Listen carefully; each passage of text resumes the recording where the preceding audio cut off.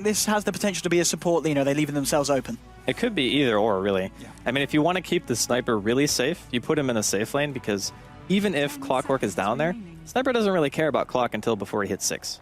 So, I mean, you could put one support down there, you could play it greedy, pick a jungler if you want. The Clockwork might try to look for something in that case, so they might still gravitate towards picking a secondary support. But either way, I think that the Asus have left themselves pretty wide open in terms of what they're going to do for lanes. Like, Goomba Gaming, pick a clock that already gives away more or less what your offlaner is going to be, unless they do what I believe London Conspiracy did.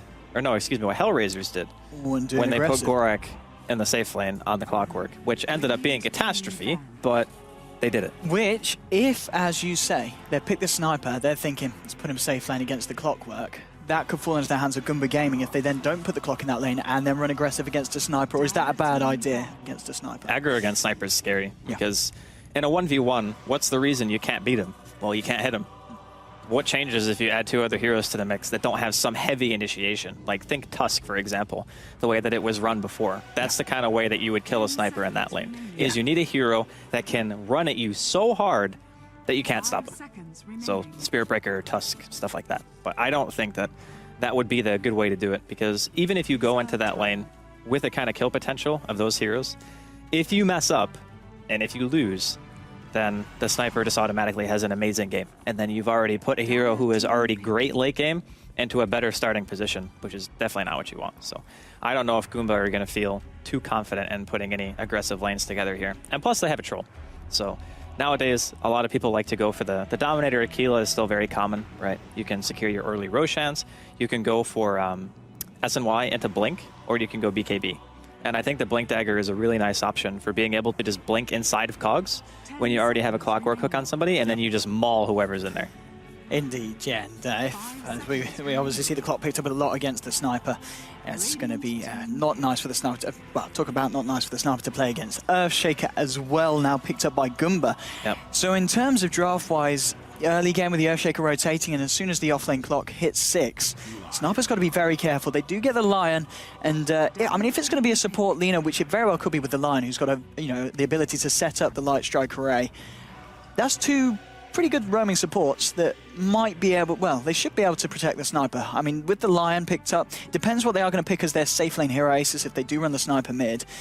They're able to kind of focus more on protecting the sniper than necessarily a safe laner who, dealing with a Clockwork, I mean, it's annoying, but if you pick the right core hero, Clockwork shouldn't be able to kill you, should he? Well, it depends. I mean, Clockwork is a specialist at killing people. Like, that's what he does. He isolates a hero, and he kills it with battery assault. Like, that's his forte. So there's actually not that many heroes that can live through a hookshot and a cogs with battery on. I mean, some of the options that you buy stuff like Force Staff or Blade Mail, right? Now, supports are usually better geared to buying those items, except they don't have it fast enough. So oftentimes you'll see sometimes even a sniper buy a Force Staff. I saw Fata ages ago buy Force Staff on Shadow Fiend for the same exact reason. Now, that's been a long time since I saw that game, but it's just sometimes the game necessitates a specific item, and there's no way you can get around it. And I think that's one of the strengths of picking a hero like Clockwork, because even though the Force Staff is a versatile item, it means that if you don't have one, the Clockwork's kill potential is always going to be high. I mean, against Lina, Sniper, Lion, he kills all 3 of those heroes. Like, that's solo kill. So it's really, really a strong hero, I think. Talking about strong heroes, Rubik is picked up. Yeah. And Rubik, alongside the Clockwork, again, fairly nice. You're talking about Troll getting a blink. I guess in this situation he doesn't have to. If Clock gets the hook shot, the cogs, Rubik's able to lift them onto their side of the cogs. You do it a little bit of a mana burn, push them in your direction. Troll, he's going to be able to focus on getting arguably maybe more effective items. You know, in a game against a sniper, I mean, do you really want to be building the blink on the Troll, or do you think you still would want to in case the Rubik's not involved in the Clockwork action? Well, if you have Blink BKB on Troll, and of course at that point you're already going to have like your Dominator or something like that, or an SNY, or at least a casual Yasha, I think that it's still really nice, because what happens if you have BKB and you blink onto the sniper with ulti on? Now, if he doesn't get snared, hopefully you bash, right? That's the go-to. If you don't, you can still snare him, and you can blind him. So either way, the sniper is going to be out of the fight for that duration of time. As it stands right now, Asus Polar can disable him with Spirit Breaker, but that's it. Otherwise, BKB is just get out of jail free card. I can do whatever I want. So I mean, so the Spirit Breaker pick, as you said, great for disabling the Troll, who will almost certainly be going for a BKB against like the Lina Lion lineup. But also a hero that we see Rubik is often picked in return to the Spirit Breaker selection. Yep. You know, being able to cancel the charge fairly easily, and it's a hero that's got two very, very appetizing spells for Rubik to get hold of. Yeah, I mean, Rubik is one of the best heroes against Spirit Breaker for the sole reason that his disable is instant. Yeah. Right? So they actually have an amazing team against Spirit Breaker. I'm not entirely sure what Asus' game plan is with this hero. It's still disruptive to have somebody charge through a team fight and get a good stun off, but the issue is that 3 of the 4 heroes can reliably stop him from charging and easily stop his ulti. So that's, I don't know, it seems a little bit suspect to me, but again, I don't know what their game plan is. They can probably make it work. They're an amazing team, so I'm not going to doubt it too much. Okay, so the final ban, Storm's going to get banned out by the side of Goomba, so I guess anticipating that it is going to be a Lina support, and that Asus are still looking for their final core. And well, now for the final ban from Asus, what are Goomba missing? They're still missing, I guess, the mid laner. Would you think they will put Troll in that lane with Earthshaker and Rubik and ensure that he does get the farm that he needs? Or will they put him mid against potentially a sniper? Well, if it's Lina mid, okay, they pick out Queen. So I think it probably will be Lina mid is what we're going to be seeing here. Most likely a safe lane sniper coming out from Asus Polar, but Queen would have been my go-to. I still think Puck is pretty good because you already have such high physical damage just by having a Troll on your team.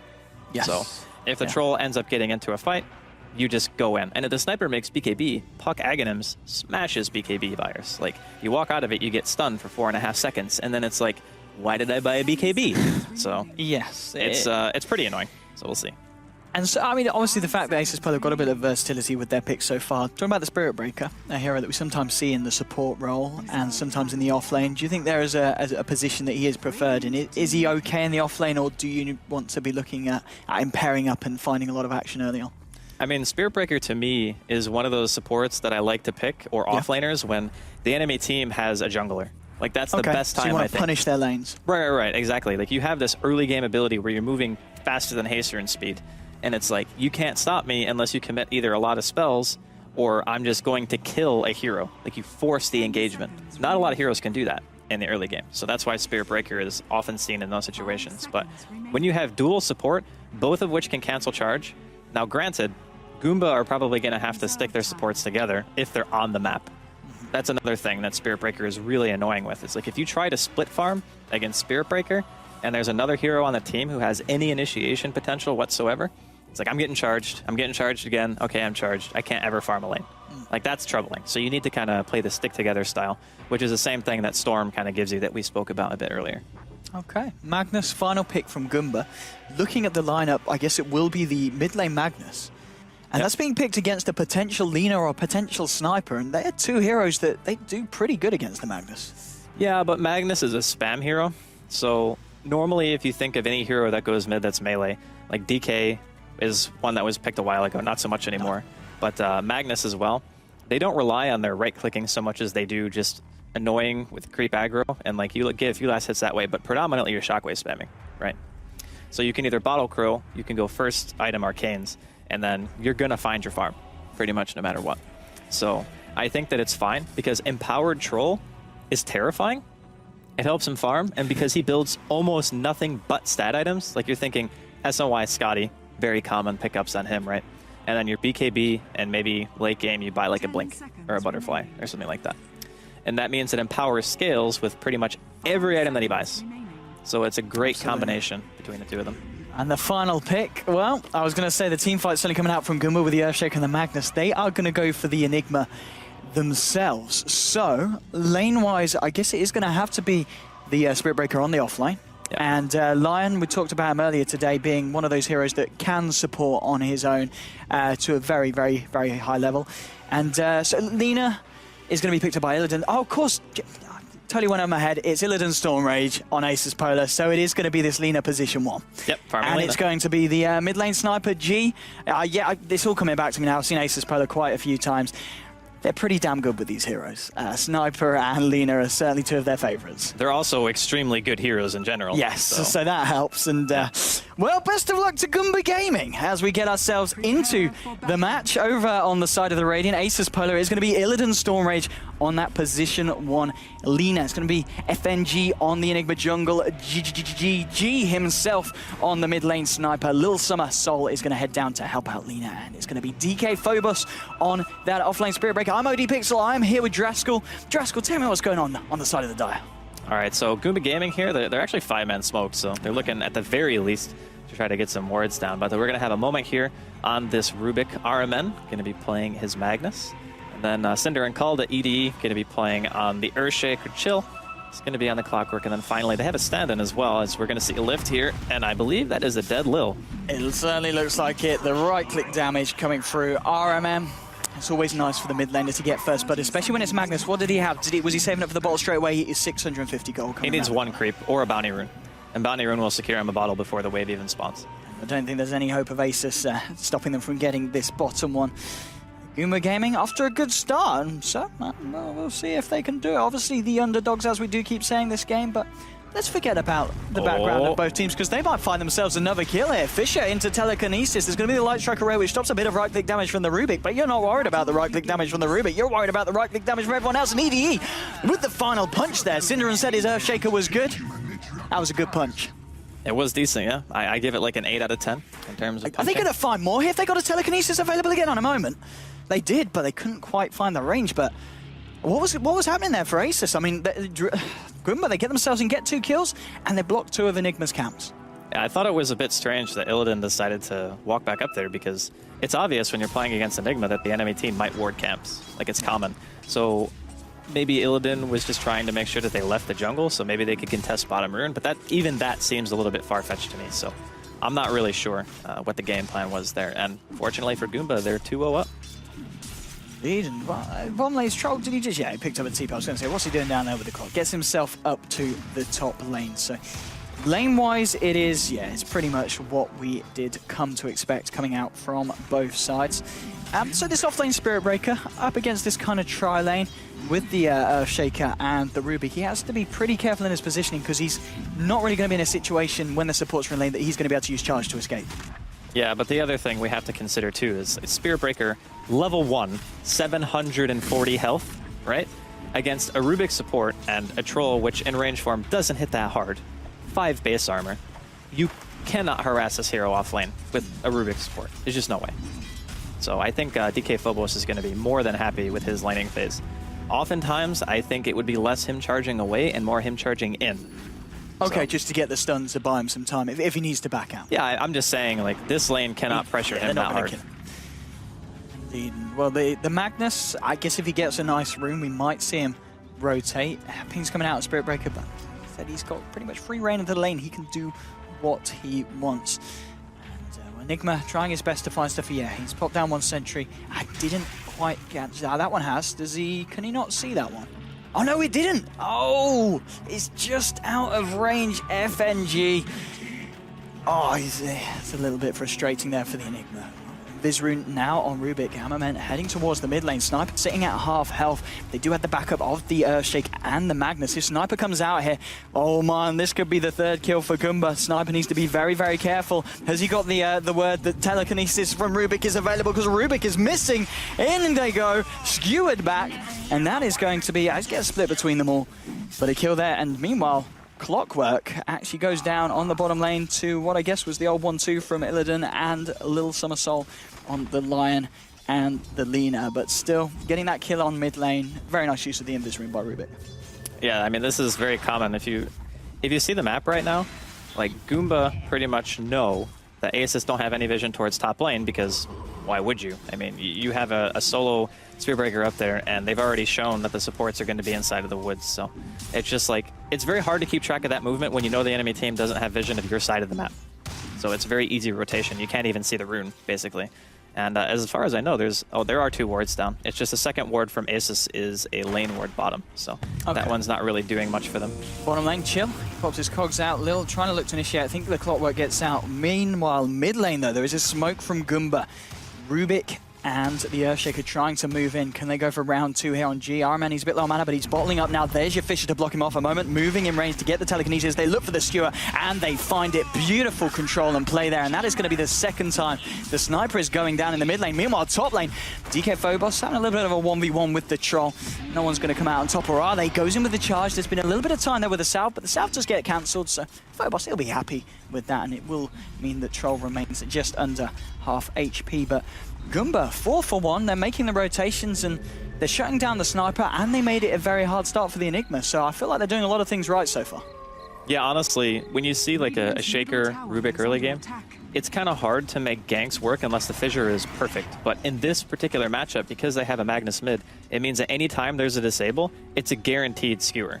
So most lanes wouldn't really work that way. If you had like another aggressive hero like Queen, maybe you could do the same ganks, but the success rate would be a lot lower. And bottom lane, this Clockwork could be in some trouble, but I think Illidan's gonna cancel cast a stun, yeah, and he does do just that.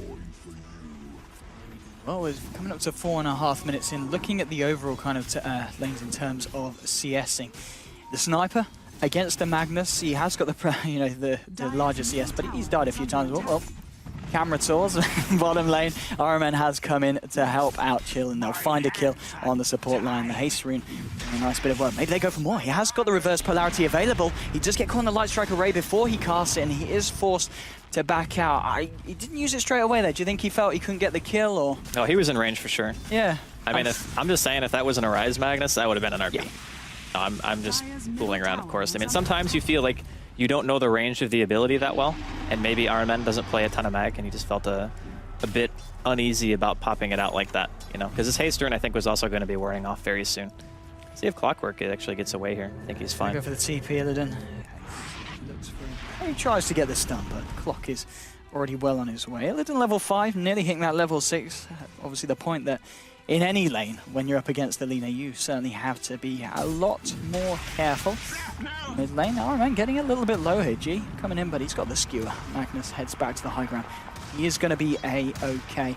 And there is also the Lion heading towards the mid lane. Is he trying to help de-ward the jungle? What's his plan here? He's just going to look to stack up one of the only camps that they've actually got going for them on the side of Asus. And Enigma, he did head towards the top lane to help the Spirit Breaker when they tried to go on in the side of Goomba. There's going to be a Fisher catching out G, but now maybe it's the Earthshaker that's in a lot of trouble. They're chasing him down. They've got a charge coming through as well. Amaman maybe going to look for the telekinesis, and he will find it. He'll be able to stun up the Enigma as well. And I mean, that's why you pick your Rubik against the Spirit Breaker. Yeah, it was really nice positioning from the Rubik as well. Like, he knew the charge was coming. Otherwise, like, I think he was almost out of range of Shrapnel anyway when he was walking up the hill. So after that point, it becomes fairly obvious. And, oh, hook shot here. Bottom lane is going to find Illidan. Yeah, but Illidan is going to be able to get a Light Strike Array out. Doesn't matter because the Battery Assault is still going to tick him down. And I think Chill's going to try and give the old run down. There's a couple of Radiant creeps, but it's not going to tank enough of the instance. And that's a very nice kill there for Chill, and a very nice use of the first hook shot in the game. That seemed pretty lucky, actually. Like, he barely got any Battery Assault ticks on the creep wave itself. And I think he even canceled Illidan's stun with the last one. So Chill making some serious plays happen. But I think the biggest thing to note here for Asus is, like, even though FNG had his jungle warded, he's still farming almost a level a minute, which is fairly impressive. He didn't spot the stack, though, which means that RMN is going to get a ridiculous amount of gold, as the supports have already weakened it a bit. And that just puts him closer to his blink. Indeed, 7 minutes in, he's halfway there already. Top of the net worth, Sniper following behind. Troll, he's having a hard time farming against this Spirit Breaker, at least in terms of net worth. Looking at the CS, he's also pretty much down there. In fact, he's on par with the Spirit Breaker, so proving that Spirit Breaker really just has the capacity to just bully the Troll, and he's not scared of anything when he goes up to get the CS, is he? Yeah, it's one of the things that you risk whenever you have a really strong offlaner, is that even in the circumstance that your safe laner is still farming more, the offlaner is always going to get something when it's a 1v1. Like, there is no physical way a Troll can zone a Spirit Breaker alone, just because of the fact that Spirit Breaker has, like, he's got 1100 health at 8 minutes into the game, at level 6 with 2 branches and a belt to make his treads. So yeah, pretty tanky hero. Coming towards the mid lane, he has the hook shot available again. G needs to be pretty careful on the sniper. They do not have any vision. He's not aware that Clock's here. He knows that Clock is missing, I'm sure. Maybe Clock returns to the bottom lane. There is a Lina and a Lion, so it will be hard for him to find a pick off Maybe trying to hope that he finds the Enigma, who's now resorted back to the jungle now. The wards are gone. And Chill. Maybe if he finds something here. Is he going to dive the tower? No, doesn't want to dive the tower yet, or at least at this point. And he's going to head just back towards the bottom lane. He's got this haste rune active. He definitely can give some of the old rundown. He probably wants to find the Lion first, but no, he's actually going to hook shot onto the Lina, but he misses it. Gets turned into a frog. Now he's trying to give them the old rundown with the battery assault. The Fisher is certainly going to help him. Light Strike Array, very nice. And there's the Laguna Blade, but it's not quite enough to bring down Clock. But the peeping from the sniper certainly is. Assassinate comes through. There's a charge coming through as well onto the lane from the Spirit Breaker. They're trying to catch out this Earthshaker. Shrapnel is going to slow him down. But I don't think they're going to be able to dive this far, or maybe they are. Illidan, he doesn't have mana or bottle charges. He actually got the Light Strike Array, but he will get skewered by RMN. And there's DK Phobos with the Nether Strike. The bash is coming through. They're going to be able to find the Magnus as well. And that is the Clockwork and the Magnus going down there as, well, Asus starting to get a few more kills on the board, but it is 7-3. And Troll's got a little bit of room now that Spirit Breaker's left the lane. Yeah, I think RMN was trying to skewer the Lina to the low ground. Okay. And then leave himself on top of the hill, because that way at least he would have left himself some avenue to escape. But unfortunately, the Spirit Breaker became the Bash God, and then he no longer had control of his character and ended up dying. Something which I personally empathize with on a very deep level, as I've been Bash Lorded many times in my life. But yeah, even in that case, I think that the decision to try to save your Shaker and putting yourself in danger prior to buying Blink is always a bad idea, because he just spent money on treads realizing how far away he was now from buying a Blink. So he's just like, I'll just buy treads instead. So that is actually a fairly big deal.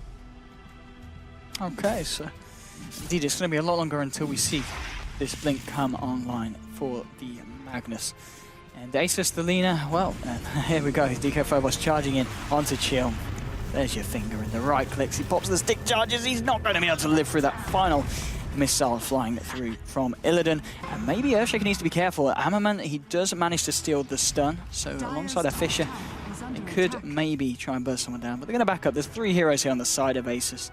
There's no point going too greedy at the moment. And FNG continuing to farm up, as you were saying earlier, for a very good rate, considering the pressure that Goomba put on at the start. He's got the Soul Ring, the headdress, and the completed treads at this point. They're coming up to 11 minutes in, and he's finding a little bit of levels and gold from this offlane now that Spirit Breaker's playing a more active role globally. I think that's kind of what Spirit Breakers always transition into, is they become kind of space creators. You charge, you force TP reactions, it gives your carry space to farm. Same thing for the sniper. I think during the ultra late game, it's going to be really difficult for heroes to get in range, because Troll kind of has to be in the fight. And Clockwork also kind of has to be in the fight. And then Shaker and Magnus are both melee. And you're playing into Black Hole, you're playing into a sniper who is great at mass melee heroes, and a ton of disable. So bottom lane, there's going to be a hook shot onto the Lion. It's going to drive him into the Light Strike Array from the Rubik, and that's going to be the first kill. Rubik takes the Light Strike Array again, but there's going to be a Nether Strike from DK Phobos, and there's the Light Strike from the Lina. No, actually, no, it was the Rubik, but it wasn't quite enough to do anything in return. Will they be able to find the Clockwork as well? Yes, they will. It's a double kill for this position 1 Lina. Illidan Storm Rage, top of the net worth now, about to hit 5k as we're 12 minutes in. It's certainly going very good for the Lina. I mean, how does Lina, how does he kind of, how does she kind of step up into the mid game against a Troll? Well, essentially, the Troll is not going to have a BKB that fast. Like, you think of the basic item progression that a Troll has. So he goes either Phase, Dominator, Aquila, or some variation of that. He's actually opted to go Treads in this game, which is also fine. And then they go for maybe S and Y first, and then BKB. Now, you can buy a casual Yasha, buy your Ogre Club for the S and Y, and then decide later that you want a BKB. But all of those items cost quite a bit of money together. Whereas all Illidan needs to do is he just buys a Yules. So when a team fight happens, you Yules, that hero might as well just be dead right there. Because he's going to get Light Striker Raid, he's going to get Laguna Bladed, and he's going to get a Dragon Slave to the face. And that's assuming that the Lion's not there with a finger and the Sniper is not there with an Assassinate. Their ability to kill a hero is insane. Like, if it's just one hero who's tanky and doesn't have a BKB, doesn't matter how much health you have, you're dead. Like, at this stage in the game, it's almost impossible to build tanky enough without the use of a BKB to live. Really, really is. There is your Yules now complete on to Lina. So Illidan can look to not only protect himself, but look to find these pickoffs in mid lane. DK Phobos not going to commit to that one. See the Troll step back just far enough to be safe. And RMN heading back to base has got the blink now on the Magnus. And 13.5 minutes in on top of the treads. It's not too bad of a timing, and we'll see if he's able to make anything happen across the map as he returns to the top lane. In fact, keeping back to the tier 2. Tier 1 taking a fair bit of damage here from Illidan. He's at half health at this point. Ironman, he has got the RP. Is he going to look to try and jump on the Lina on his own? Well, no, he's got the backup of the clock, and that's a clock with hookshot. Lina using the Yules to hold the Magnus back, and a nice light striker race. He's got the Laguna Blade as well, but it's not quite enough to burst him down. It's only going to be an RP onto DK Phobos. It should be enough to secure them the kill with the Fade Ball and the Telekinesis. That is going to be themselves a kill. Rubik also managed to pick himself up the charge, and he's going to use it straight away to try and help out the Troll in the mid lane, and there's the Troll coming in with the Whirling Axes. Suddenly, as low as he is, because the line didn't have anything else in terms of magical to burst at him. Oh. Not like it do, a moment with the Fade Bolt and the charge. It's not enough to bring down the Lion, and he will actually die himself, and that's going to put the Sniper on a killing spree. And a fair bit of gold. 1500 picks himself up the Blade of Alacrity. 10-7, they lose the Rubik, but they get the Spirit Breaker, but they did use the RP and reveal the Blink for the first time. Yeah, I mean, those are the two big things. Like, I think RMN might have blinked into Fog. I'm not sure. Oh, I would actually have to watch it again, because I think he blinked like down into the tree line and then shockwaved from Fog. But either way, yeah, committing RP for just one kill is not super great, but I believe they killed Illidan, so I think that committing an RP for that kill in particular is actually fine. And that was one of the few situations where Illidan was not level 11 yet, so he only had level 1 Laguna Blade. And in the end, I think RMN might have died if he was level 11, but it would have been close either way. And it was a 4-on-2. So. It was, yeah. Certainly had the majority of heroes in FNG. How's he doing on the road to the mechanism? We saw him having the headdress earlier. Now he's got the buckler, and he's only a couple hundred away from that mech.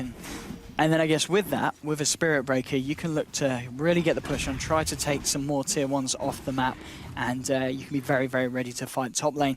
Talking about being ready to fight, Magnus is on his own, but it looks like the Lion and the Lina aren't going to look for him. They're going to look into the jungle. Armament charging away from the mid lane. They don't really have any way that they can cut him off, or they can actually if he cancels the charge. Oh, Sniper's just going to earn himself a very easy pick off there onto the Rubik, who gets caught in the river. Now, well, Illidan, can he burst down the Magnus on his own? Probably not, but with the help of the Lion, he should be able to give it a very, very good shot. And RMN, oh, he's not aware that these guys are here. There we go, Somersault with the Hex. We'll follow it up with the stun, and Illidan's there with the second stun, the Laguna Blade, the Fiery Dragon Slave.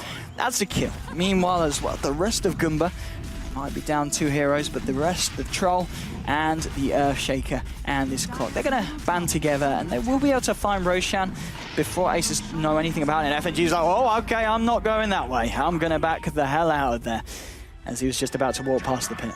Yeah, it should have been a little suspicious that nobody tried to TP to help RMN.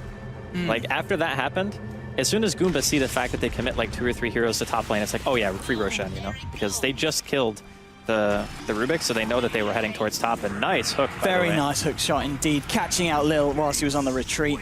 There's not a lot that the rest of the side of Asus can do. 11-9 on the board. Well, it's a fairly even game, and Goomba, if they can find the place, they're in a good position. DK Phobos cancels the charge because he sees the Fisher coming through and does the Nether Strike instead. Assassinate will finish off Earthshaker. RMN tries to do what he can to this Spirit Breaker, but 1300 HP. He's not going to be able to get through a bit. But double damage on Troll, but he's getting peeped by the Sniper. Forced back behind the tier 1. Illidan, how long to the Laguna Blade? He's just out of mana, isn't he? Because bottom lane as well, Enigma with the push, trying to get this tier 2 down, and it's sitting very, very low at the moment. TP's out of there though, realizing that there are some rotations coming in Goomba with the Magnus and also the wraparound from the Spirit Breaker. Looking at the graph at the moment, as we can see, shot up after those last few kills to around the 5k mark in terms of net worth and XP, but 17.5 minutes in. Compared to the games we've seen today, it's not much of a difference. This is still anyone's game, for sure. The hard part for Goomba is going to be if FNG gets like Blink, BKB. Those are the 2 items, like you get your trifecta. You got your mech, you got your Blink, your BKB. You just look for really big black holes. That basically means that RMN can still team fight, like go in, use his RP and such, but the Clockwork kind of has to always be watching out for FNG. Because if he's not, there's a really good chance, because of the nature of Goomba's lineup, that they could potentially just get BKB black hold. Now granted, a moment could steal it, but it's really hard to not use spell steal in a fight where there's so many good abilities to steal. Like normally you just say, sure, the Rubik holds on to spell steal. Well, what if like a Laguna is used and you can steal it? Or what if a finger is used and you can steal it? Or heck, even a well-placed light strike array can be nice. So holding on to that spell steal is going to be key as well. Talking about well-placed, Chill with a hook shot onto FNG. RMN comes in, says, I'm taking that one for the team, finds the kill. Well, mid lane TP now from Troll to come in and defend against the push that both the Lina and the Sniper are trying to commit to. 3 heroes at the moment for Goomba in the Radiant jungle. Are they going to look to try and make a rotation towards the mid lane? It's certainly being drawn on the map, but Illidan at the moment with this invis room, spotting out the Troll. He has got the Laguna Blade. Is he potentially waiting for a little bit more mana to get his combo out? I'm not too sure.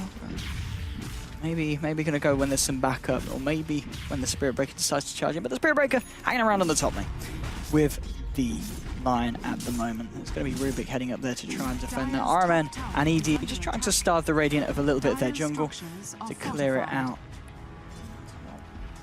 12 to 10, there's the charge. As I say, it's a bit passive at the moment, but charge on Hammerman, but he's there straight away with the instant cast on telekinesis, and suddenly DK Phobos in a lot of trouble there. Rubik with the plays, the backup was there if needed. Magnus did try and blink in onto the Lion. RP was available, but I guess not worth it just to find the Lion kill. I mean, at this point, if you're fighting around your tower like that, you probably just drop the RP. Okay. I think that there's no way you hold that spell because, oh, hook shot again, chill.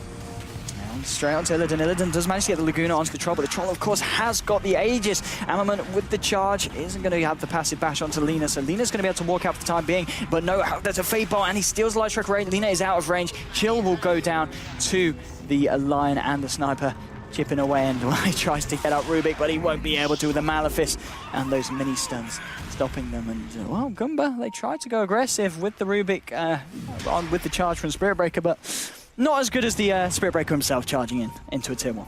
Yeah, and speaking of, he actually has vision of the Troll right now inside of the woods, so I think it could be a bit dangerous here.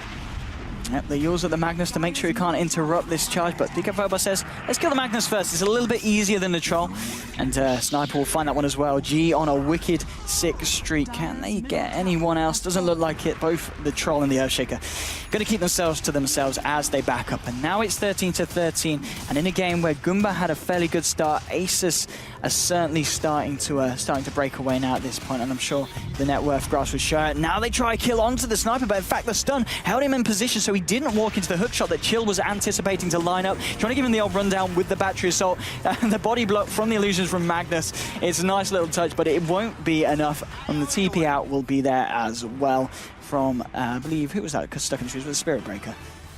That was really unfortunate that Chill, the one hook shot he misses is on a hero that can't even move.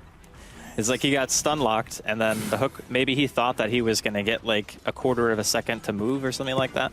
And then the hook shot was just a bit off, which otherwise would have been a guaranteed sniper kill. Like, no way he would have gotten away if that hook landed. So, a bit unfortunate for Goomba, but I will say that they're still doing pretty well inside of the game. I mean, really, you just have to wait for the Troll to finish up the BKB. That's the point where you can say, okay, now maybe we get our Blink Dagger on top of that and start going a little ham. And Chill, he's a little bit dead. There's going to be the charge straight into Laguna Blade, and the final punch from Illidan doing the job. That's Ags, by the way. Not bad on top of the Yules, 22 minutes in. I think Illidan's going to be happy with that timing. He's found himself 5 kills, 6 assists so far this game. Been involved in 11 of the 14 that his side have got. This has been the Illidan Storm Rage Lina that I've got to know, and it's... I mean, yeah, you kind of need to ban it out against him. I feel he plays it so well. Ammerman, he's going to go down as well. Enigma pushes in. DK Phobos is there to help out his pal. Hang on, what's this Lina going for? Well, with this another invis rune. Laguna Blade back off cooldown in 20 seconds. Enigma's going to TP out of the bottom lane. Looks like they don't want to try and fight there. Maybe Lina does. Lina's still going to head down this way. It looks like Illidan... well, no, he's going to stick around in the mid lane. It's a little bit too scary going up against this Troll, and Magnus does have RP, of course. We haven't really seen RP being used that much, and to be fair, the Blink Dagger on the Magnus, he hasn't done too much with that. I mean, it's kind of difficult. It's very hard to get a really nice RP against a team that's comprised of almost nothing but ranged heroes. So there's not really much of a reason for Asus Polar to group up. And I mean, Spirit Breaker is the one who's going to be in the middle of the team fight, but you don't really want to RP just one hero. You want to kind of like blink in, skewer into another hero, and then RP on top of that. It's just very, very difficult to execute in high-level games. So he might have to settle for his like 1 or 2, and he might just die or take a lot of damage. Top lane, we see DK Phobos charge in. G is going to be able to find another kill as 2 heroes go down on the side of Goomba. Zinxis on the Troll is going to caught out by Nether Strike and FNG and Somersault with the stuns. Double kill going to the Enigma. No one's died yet on the side of Asus. Chill is going to get picked off as well. It is just the Earthshaker left alive. Is he going to be able to get out of this one? He blinks out and they can't quite get vision for the charge. 4 heroes go down. That is a gold swing of about 3,500. 5.5k XP gained there by the Radiant. And I think we're getting to the point where suddenly you talked about team play being very important. Asus, Polar, they certainly seem to have that. Yeah, even since the beginning of the game, we talked about FNG getting his camp warded. If you look at the overall farm, FNG has the most CS in the game. Like, he's massive in terms of the impact that he's had, just pushing in that lane bottom, getting the tier 2 very low, forcing reactions. He has not used Black Hole this whole game. Not even once. And it doesn't matter because he just buys a mech. He does the warding for his team if necessary, if he wants the Lion to get to a Blink Dagger a little bit faster. And on top of everything else, it's like, not even... Oh, okay. Yeah, goodbye. Goomba, they're trying to fight into this, but the vision that Asus have got, they know what's going on, but the RP will be there onto 3, but the Black Hole in return sucks in Chill, it sucks in RMN, and it sucks in Troll, but they've already lost 3 on Asus, so as nice as the Black Hole was, the RP was certainly more effective. Can G clean up here? He's pretty fat, he's pretty farmed, it's a triple kill. He's going to be able to find the Troll as well, but he's not, because Midnight Pulse takes away that Ultra from him. But even so, some nice rectifying of a pretty good team fight from Goomba coming from G as he turns it around at the end. Oh my god, RMN, if he just skewered into the tower right away. Like, he waited and let FNG walk up. Well, actually, I don't know if he blinked or he walked, but either way, he got the Black Hole off. And if he had skewered into the tier 2 tower, there would have been little opportunity for Asus to be in a position to help the rest of their team. Because as soon as that Black Hole goes off, the entire combo kind of goes downhill. Even though the Troll ended up getting 3 of those kills, it could have been way better. They could have lost almost nobody as long as they just pulled the rest of the team out of position. But he was just a little bit greedy, I think, trying to get the most damage output he could. Because ideally, Skewer has like a mini disable mechanic where you can't really do anything while you're being skewered. Yeah. So he wanted to like hold the stun as long as he could and then skewer so they still couldn't do anything and then be in tower range. But that ended up backfiring. Indeed, it didn't happen. 14,000, over 15,000 XP for the side of Asus after that one. And G, as I said at the beginning, G Sniper pretty damn strong. A 16k net worth, 26 minutes in. They're going to go for Roshan. Well, with RP down, I don't know if Goomba are going to be able to contest this one. Asus, they've got a lot of damage coming out in the form of this Sniper and Yina combination. Oh, Goomba, they might try and fight this one. They're positioning a few of their heroes. They don't have the Rubik, though. And the axes and well, Rocket Flare as well. They know that Sniper's in there, but they also know that Sniper's pretty much about to clean it up. And I mean, they can't do more than watch on. Well, maybe not. They go in with the hook shot, but Sniper, he finds Roshan, he finds the Aegis. They pick off the Rubik. Clockwork goes down as well. It's 2 heroes down at the moment. Laguna Blade onto RMN. He force-staffs himself desperately away. He's going to be able to blink, but he will disjoint the Assassinate, so he will be able to escape. Troll, he is not going to be as lucky, though, as Illidan, Lion, and DK Phobos close in. He's popped the BKB, but the bashes from Phobos. What a disgusting hero. It's 3 dying again on Goomba. And Asus, I think it's pretty much the 13th fight in the row that they've been happy with the outcome of. Yeah, unfortunately for the Troll, bashes do not discriminate against BKBs. You get bashed no matter what. And honestly, a fight like that for Goomba, that's almost a nail in the coffin. Like, you just gave away a Roshan attempt where he hooked into the heroes behind the Sniper to try to isolate G from his team. But basically what he did is he gave G a bunker to stand in and kill his entire team, which isn't great. You don't want to give the Sniper a spot where no one can get to him. That's like the worst possible situation to play against when you're at least against the Snipers. So I think that he had the right idea, but had he just hookshot G when he had BKB on, you still stun. So you can still steal the Aegis. I think he was just going for a different kind of play entirely, and that Rubik almost gets evaporated.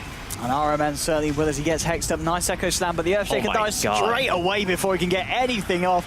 Troll and Magnus buying back for this. Troll, that's a dieback. He's straight off the pitch again. 60 seconds on the clock. They're going to go for the mid-racks. There's only the Magnus and the Rubik available until 20 seconds, and Earthshaker's back, and GG is called. And Goomba, they had a great start, but we were talking, in fact, as well on the couch about when it gets to the late game, the more experienced teams seem to shine, and Asus Polar, 31-17. The team fights after pretty much, the 20-minute mark, all went their way. They had an intense level of map control, and Goomba, unfortunately for the underdogs, there wasn't a lot they could do. I mean, they had a great early game. There was a point, I think they were like 6 or 7 kills ahead. Yeah, I think something like that. Yeah. Ever since the initial, walk into the enemy team woods and then find, 2 free hero kills, you get, the dream, your mid player gets first blood and a bottle before the first creep wave even touches middle lane. I was like, wow, that's really good. Yeah. And then, a little while later, RMN dies once before he gets his blink dagger. That hurt quite a bit. It only delayed it by, 4 or 5 minutes, maybe a little bit less. But, I mean, you want those items as soon as humanly possible. And really, I think when you're fighting into so many disables, and a black hole on top of that, and a sniper that you have to get to, it's so hard to find a good opportunity to RP. What do you prioritize RPing against this kind of team? Because if you RP the wrong heroes, you're just going to die. And then if your clockwork goes in, and you don't get a good RP off of that, then you lose the team fight. So it's I don't know, I really liked Asus Polar's draft for this game. I thought it was extremely difficult to fight into, which is weird because, I mean, Goomba, they had ES, Mag, Clockwork, and Troll. Seems like that should also be hard to